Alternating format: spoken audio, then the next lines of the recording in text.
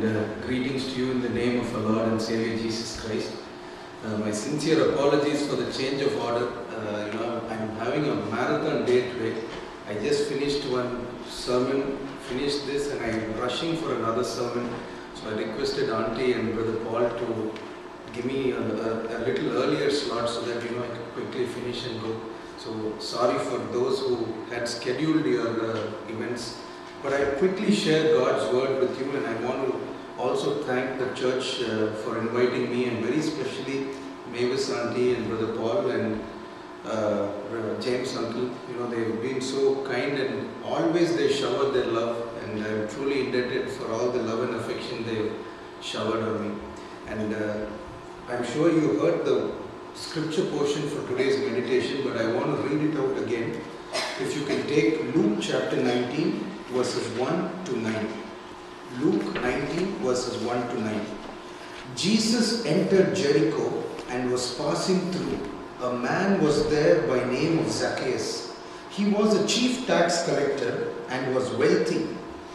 He wanted to see Jesus. He wanted to see who Jesus was, but being short man, he could not because of the crowd.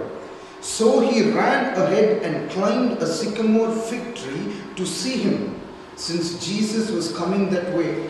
When Jesus reached the spot, he looked up and said to him, "Zacchaeus, come down immediately. I must stay at your house today." So he came down at once and welcomed him gladly. All the people saw this and began to mutter, "He has gone to be the guest of a sinner." But Zacchaeus stood up and said to the Lord, "Look, Lord, here and now I give half of my possessions to the poor, and if I have cheated anybody out of anything, I will pay back 4 times the amount."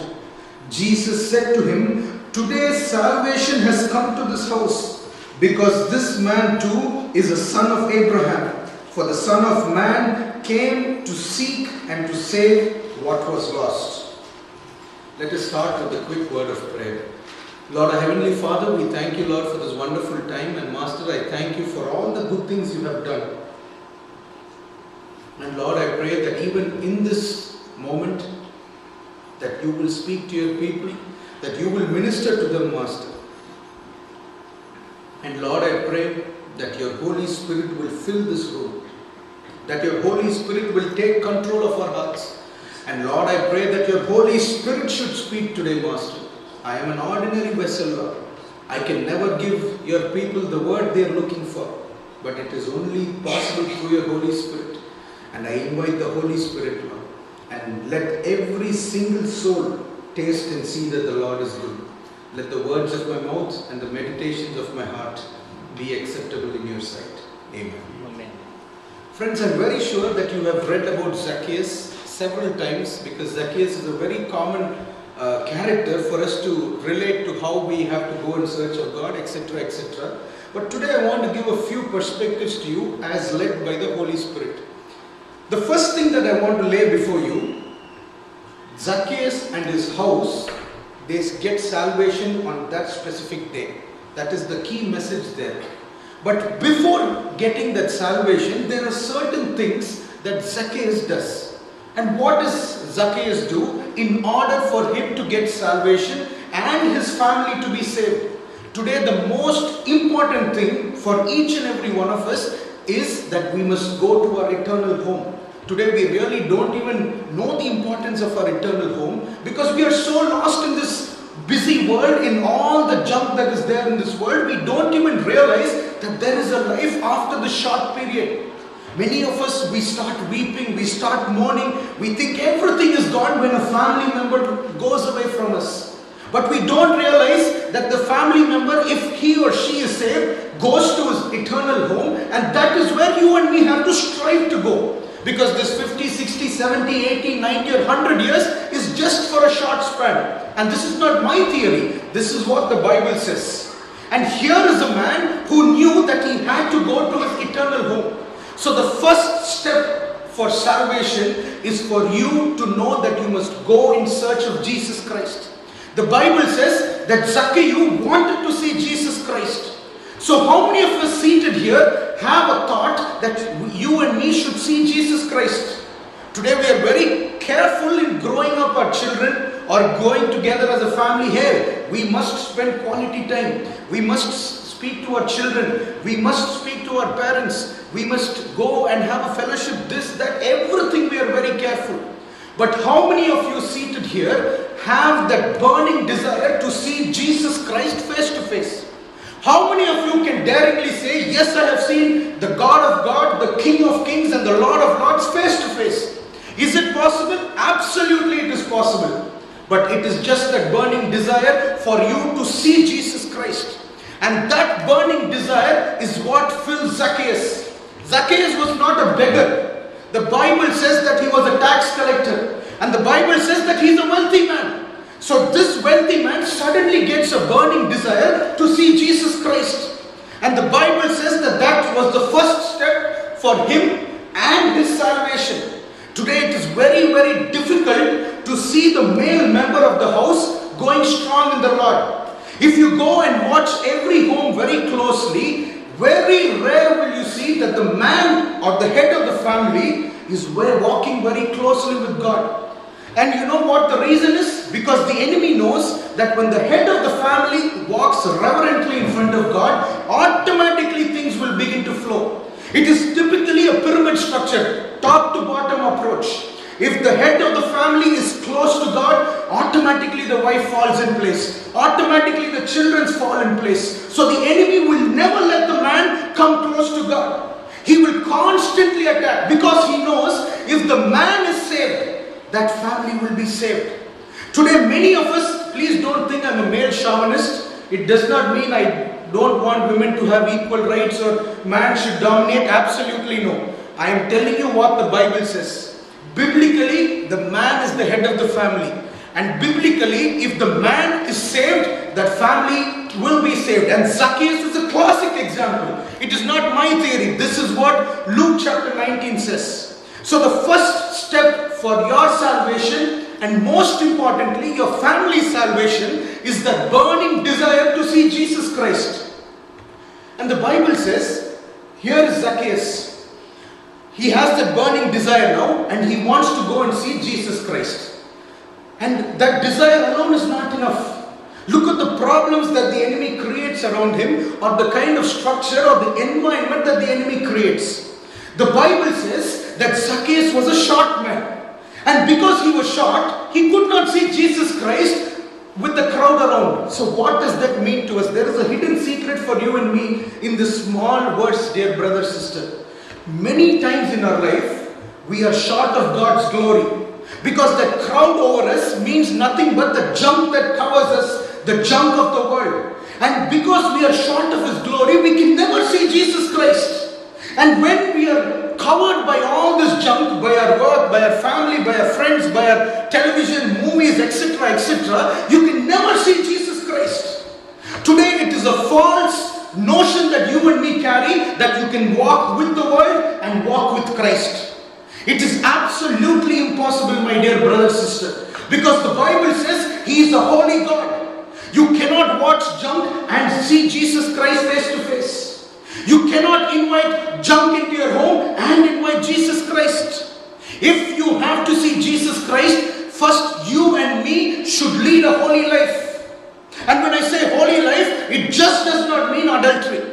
It just does not mean a few addictions. It just does not mean that I'm loitering around doing what I want. Yes, all this is one type of holiness. But the most important thing is, have you given your heart to Jesus Christ? Until and unless you give your heart to Jesus Christ, you can never see Him face to face, my dear brother, sister.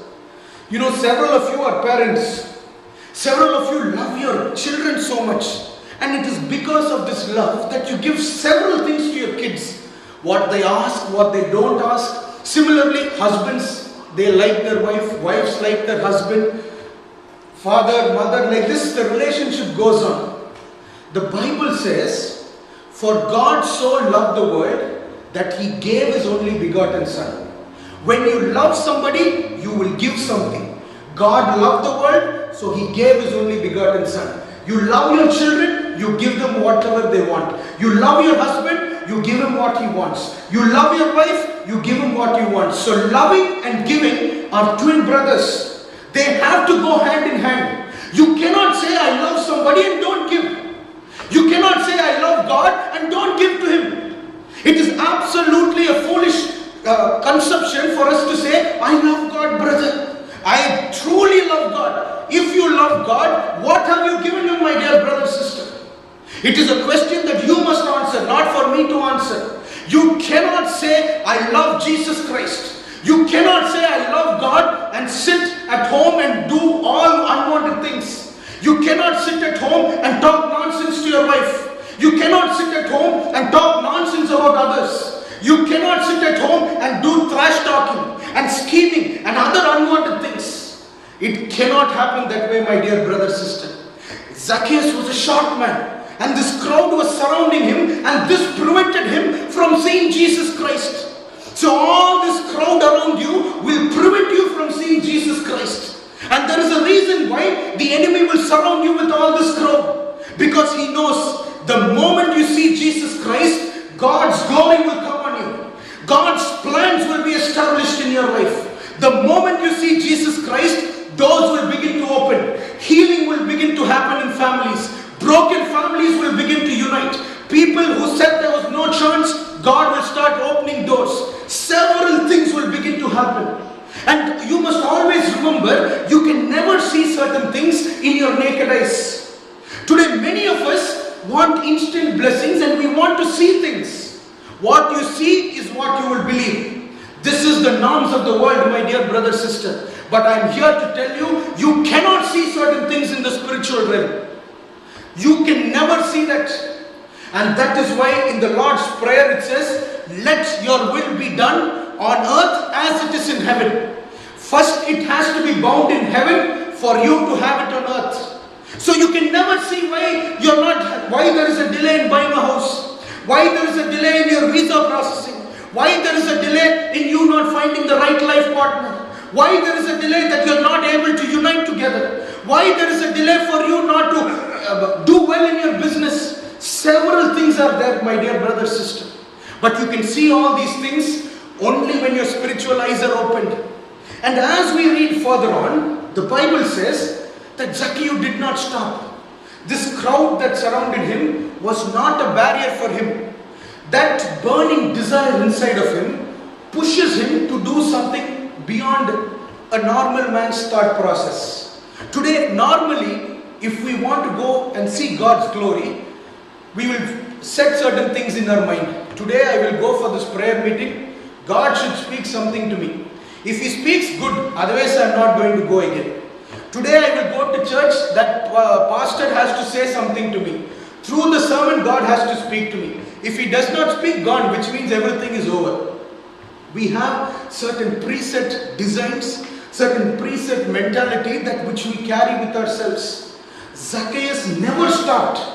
He never stopped with that idea alone. Today many of us have this burning zeal to do something for God. But when there are certain barriers that come around us, we get very disturbed. We get so bogged down that we really begin to think, has God called me for this? Has God really called me to this? Why should I hear this man talk all this nonsense against me? Why should I hear this lady talk nonsense against me? Has God really called me? Why all this politics? Why all these things are happening? This group is against me, that group is against me. Is it the will of God? All these things will come, my dear brother, sister. And all these things will come for you to know that the devil wants to collapse God's plans. But you and me have to do certain things. You know, I was telling somebody yesterday, the most difficult task in the world is to start a ministry or to start a church. You can start an organization, you can become a CEO, you can do several things through your hard work and other things. But to pastor a church or to be a servant of God, to establish a ministry, the most difficult task. It has been 12 months with next month that we've started this Day of Deliverance meeting in Edison, New Jersey. And I was telling brother who came with me, the last 12 months has been like 12 years for me. Problems after problems, confusion after confusion. Chaos after chaos. People who were with me started going against me. People started writing trash about me. They will send nonsense emails to me, call me. In their sermons, they've started talking about me. Several unwanted things. But because all these are happening, can I say, God, have you called me? Should I really go through all this nonsense? Why should I sacrifice my time, my money, my effort? Why should I sleep just 5 hours a day and pray for several hours for people who come for prayer? And when they get blessed after a certain time, the same people trash talk about you. Should I really do this? Should I really carry forward? Lord, why should I do this? This is what the devil will bring. But when you see Jesus Christ face to face, immediately the Holy Spirit will intervene. Immediately the Holy Spirit will say, throw this aside. You have a God who will open doors for you, and you have a God who will judge you. No man in this world can judge you, or no man in this world can bring blessings into your life, and no man or no devil can prevent what God intends to do in your life. Immediately the Holy Spirit will minister. And here was Zacchaeus, who came down and he wanted to see Jesus Christ, and he's surrounded by problems. But what does Zacchaeus do? He climbs a sycamore fig tree. It is not a joke to climb a tree, my dear brother, sister. You must understand, Zacchaeus was not some Tom, Dick and Harry on the road, or a 15-year-old boy to immediately climb. He was a tax collector, so he had status, he had certain levels, he was a wealthy man. So why will he climb a tree? I am sure many of you are pretty wealthy here. Why will you climb a tree? If you climb your tree, your own children and family will say, hey, you're a fool. You're a stingy fellow. Why can't you call this guy and get this done? This is what all of us will do. But Zacchaeus never cared about the society. Zacchaeus never bothered about his social status. Zacchaeus never bothered about his external environment. He just goes and climbs the tree, not knowing what is going to happen. But that burning desire for him pushes him to climb the tree. And after he climbs the tree, it is very interesting what happens. The Bible says that it was not Zacchaeus who called out to Jesus Christ. It was Jesus Christ who was passing by. There were thousands around him. And there is no way that Jesus Christ would have gone searching, hey, who's on top of the tree? Absolutely no. But it was Zacchaeus' burning desire to see Jesus Christ that got Christ's attention. And the Bible says that when Jesus passed by, he stopped and he looked at Zacchaeus and he says, Zacchaeus, come down. I want to come to your house. What an amazing statement. When you are determined to see Christ's face, when you are determined and you go in search of Jesus Christ, for sure, my dear brother, sister, that he will acknowledge you. For sure he will say, hey Praveen, I have come to your house. I want to speak to you. Come down. You have been searching me diligently. I still remember when I came to the US, most of my friends, relatives, long weekends, they were just enjoying their life. Going, seeing good places, enjoying long drives, etc., etc. But always something inside me kept telling me that I had to fast and pray. There was no ministry and nobody knew about me, not one single contact I had when I came into US. But every day, the Holy Spirit will tell me, you want to do God's work, you must pay a price for it. You must pay a price for it. So every long weekend, my role was only fasting and praying. I will never step out of my house. Why? Only with one intention, that I wanted to see Jesus Christ. That I wanted the 9 gifts of the Holy Spirit. Because if God wants to use me, there must be a difference. Because, some of us or some people are called to do different types of ministries.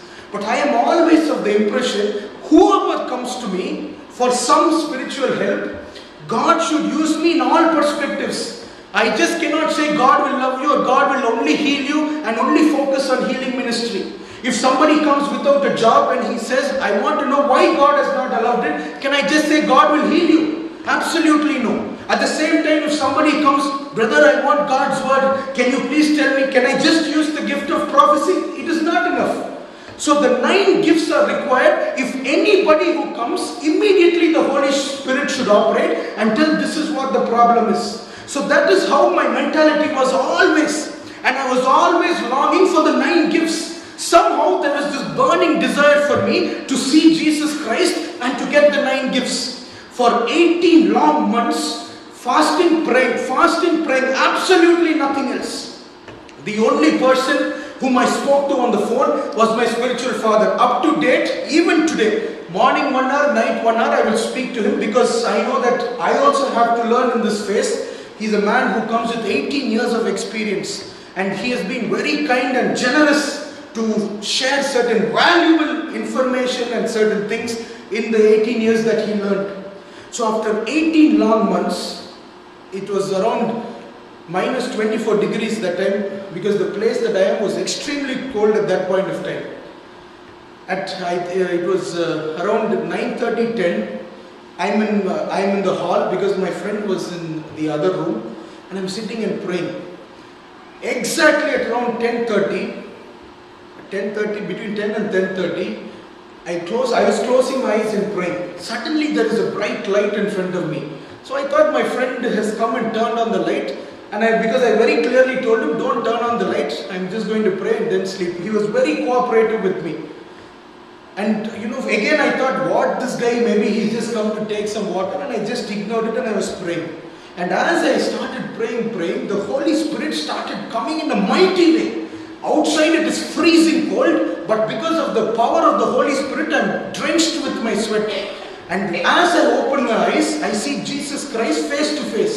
And then I began to speak, and one by one, certain things he told me, what I had to do, what he's going to do in the ministry, how he is going to lead me, several things.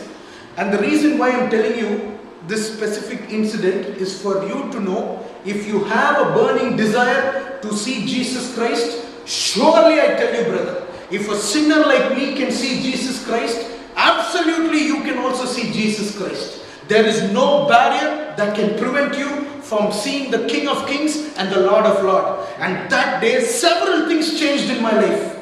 Several gifts began to operate. Several perspectives changed. The word of wisdom, the word of knowledge, without which you cannot operate in this ministerial world or fight your battle against the ministry. And Zacchaeus did the same thing. That burning desire pushed him to climb on top of this fig tree. And Christ looks at him and says, come down, Zacchaeus. Today I want to come home with you. And it does not stop there. The devil is very clever. Christ is about to go into this man's house, and the devil knows that today salvation is going to come into this house. And see how he operates. Immediately he goes into the mouth of people around, and these people say, hey, look at this guy. He's going into a sinner's home. That is precisely what the enemy will do against you and me. The moment you decide to give your life to Jesus Christ, the moment you decide to leave certain addictions, the moment you decide, I want to do certain things for God, and you become zealous for God, immediately, instantly, not after few hours or few days, instantly the enemy starts his battle. He will go and sit with people around you. Sometimes it could be your own family members, sometimes it could be your close friends, sometimes it could be your husband, sometimes it could be your wife, sometimes it could be your church members, it could be anybody. Immediately he will start operating, and they will say, hey, are you going to do something for God? Don't you know you are a sinner? Don't you know your past history? Don't you know your background? How can you do God's work? How can God use you? You are this, you are that, and he will crucify you. This is a common trap that the enemy lays before all of us, because the most disturbing factor for us are people's words. Today people very easily say certain things without knowing the repercussions of their word. People do not know the power that the words have, because it can pierce your heart or it can heal your heart. And this wretched devil knew that if he discouraged Zacchaeus at this point of time too, the glory will not be seen. But Jesus Christ intervenes. That is where the Almighty God is, my dear brother, sister. That is the difference in supernatural power. Instantly, the Holy Spirit operates, and Christ gets in and stops this from happening. And when you look at what Zacchaeus responds, it is very interesting. Till this time, Zacchaeus says, Lord, there is a burning desire. He says, I want to see you. Jesus Christ says, hey, I'm coming to your house. But till the very end, Christ does not say, today salvation has come. There is certain things that Zacchaeus had to do in order to get his salvation. Christ was waiting very closely. The moment Zacchaeus said, I will give my possessions, half of my possessions to the poor, and if I have cheated anybody, I will give it in this many folds. After he uttered that sentence is when Christ says, today salvation has come into this house. So it is not enough that you just have a burning desire to see Christ, my dear brother, sister. The first step is realization. The second step is redemption or repentance.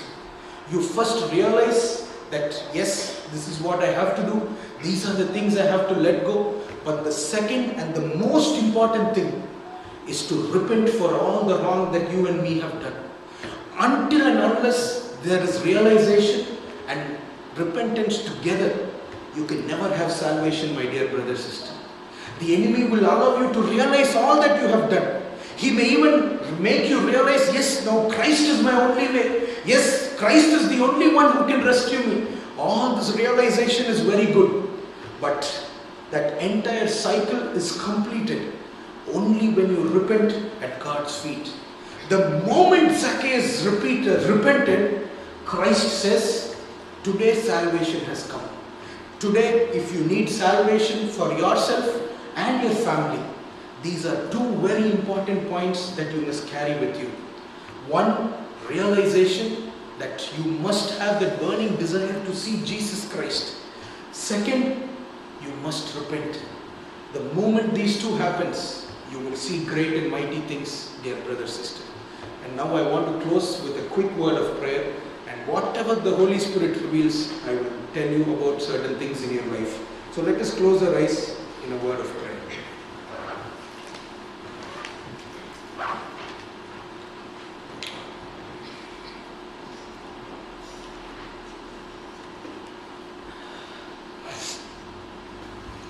Lord, our Heavenly Father, we thank you, Lord, for all the good things you have done.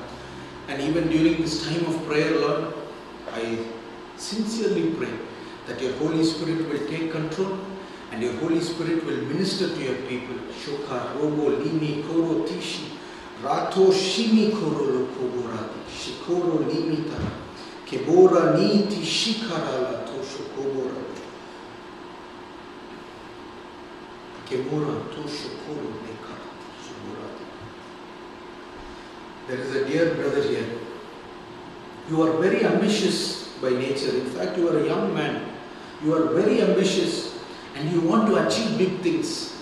Many times it has come near your hands, and when you are about to receive it, somebody snatches it from you. In fact, it goes to your neighbor and you are so disappointed, you are so dejected, and you don't know what is happening. Why you are not seeing this victory? Why am I not able to inherit this victory? Dear brother, Jesus Christ wants me to tell you that it is not by power and not by your strength and not by your understanding. It can happen only through God's grace. So leave your experience, your intelligence, your hard work, all that, set it aside, my dear brother, and cry out to God. Lord, it is only you who can give me this victory. It is only you who can bring me out of this series of failures that I have gone through.